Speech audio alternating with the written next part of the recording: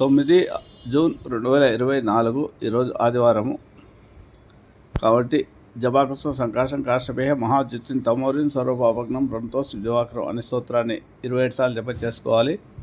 అలాగే ఈరోజు నక్షత్రం పునరుస్సు నక్షత్రం కాబట్టి గురుగ్రహ సంవత్సరం స్తోత్రము దేవానాంచ ఋషినాంచ గురుకాంచ సన్నిభం బుద్ధివంతం త్రిలోకేశం తం నమో బృహస్పతి అనే స్తోత్రాన్ని 27 సార్లు జపం చేసుకోవడం ద్వారా గురుగ్రహ దోషాలు తొలుగుతాయి. ఆదివారం సాయంత్రం 4 నుంచి 6 వరకు రాహుకాలం ఉంటుంది. ఈ సమయంలో రాహుగ్రహ దోషాలు తొలగడానికి అర్ధకాయ మహావీరం చంద్రాదిత్య విమర్దనం సింహిక గర్భసంభూతం తం రామ ప్రణవం అనే స్తోత్రాన్ని జపం చేసుకున్న రాహుగ్రహ దోషాలు తొలుగుతాయి. ఈరోజు ఆదిత్య ఉదయ పారాయణం అధిక శుభ ఫలితాలు లభిస్తాయి.